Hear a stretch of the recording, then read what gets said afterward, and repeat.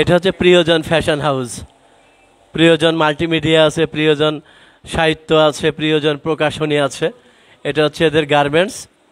এখানে ট্রাউজার বানায়, বিভিন্ন সাহিত্য প্রোগ্রামে আমরা যাই, সেখানের উত্তরীয় বানায়, ব্যাগ বানায়। এই দেখেন এক একটা মেশিন অনেকগুলো আছে এরকম।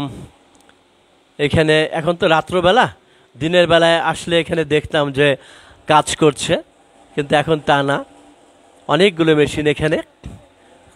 আর এই ফ্যানটা চালানো রয়েছে মেশিনগুলো যাতে ঠান্ডা থাকে, সারাদিন কাজ করেছে। এই দেখেন মেশিন, এখানে বসে বসে এক একজনের জন্য এক একটা মেশিন কাজ করে। প্রিয়জন ফ্যাশন হাউস। কেউ যদি বিগ অর্ডার দিতে চান তাহলে তারা এখানে অর্ডার দিতে পারেন। যে কোনো তৈরি পোশাক এখানে করা হয়। পোশাক এরা সাব কন্ট্রাক্টও নেয় যদি কোনো গার্মেন্টস চাই। দেখেন এটা হচ্ছে ট্রাউজার বানিয়েছে যদি কেউ চায়। এটা হচ্ছে সুইং, মানে সেলাই এটা করে, জুকি মেশিন। এই যে অনেক সুতা, এই যে সুতা। এই হচ্ছে টি শার্ট এখানে আছে, এই ট্রাউজার। ওখানে এখানে হচ্ছে আয়রন করা হয়, তৈরি করার পরে আয়রন করা হয়। আর এটা হচ্ছে ফ্যান, যাতে এখানে জিনিসপত্রগুলো, কাপড় চোপড় যেটা আয়রন করতেছে এটা আবার ঠান্ডাও করার জন্য না।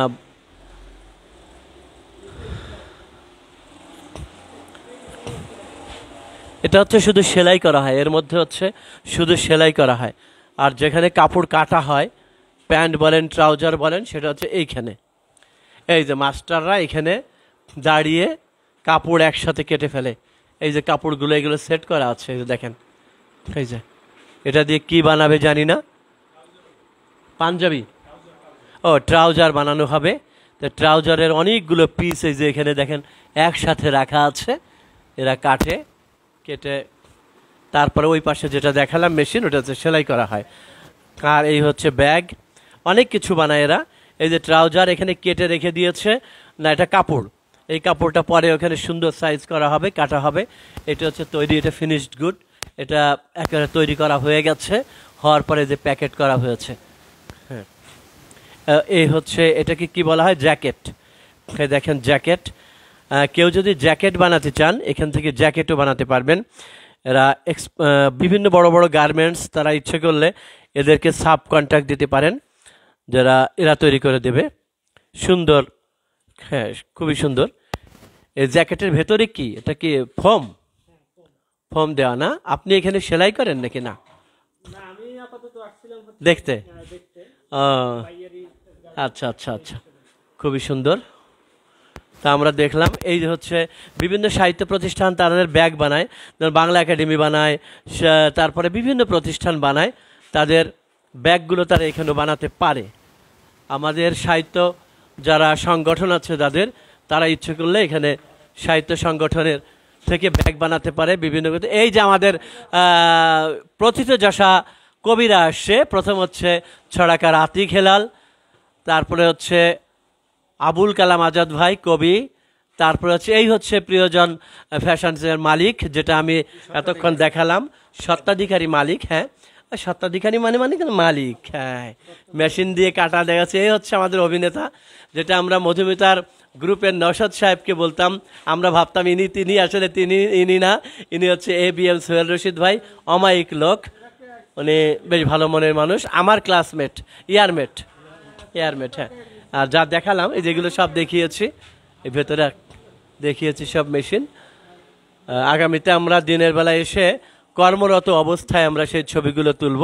আপনারা উপরে গিয়েছিলেন, ওখানে কি ভাই?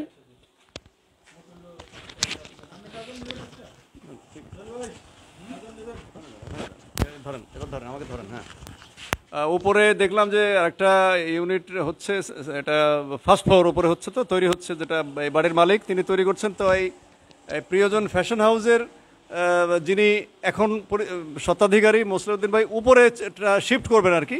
তা আমরা সেটা দেখে আসলাম, পরিদর্শন করলাম আর কি। লাইট নেই তো, আমরা পরিদর্শন করলাম সেটা। আমরা সেটা পরিদর্শন করে আসলাম এবং এটা শিফট হয়ে উপরে চলে যাবে।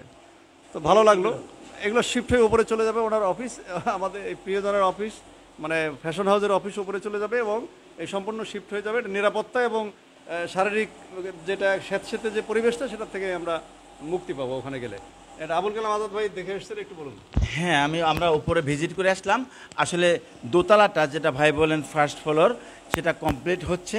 সেটা এই যে ফ্যাক্টরি কারখানা তথা প্রিয়জন মাল্টিমিডিয়ার স্বত্বাধিকারী মোসলেউদ্দিন ভাই, তিনি ওই ফ্লোরটা নিচ্ছেন এবং অবভিয়াসলি সেই ফ্লোরটা অত্যন্ত ভালো হবে, সুন্দর হবে এই ফ্যাক্টরির জন্য এবং নিরাপদ হবে। ধন্যবাদ আপনাকে।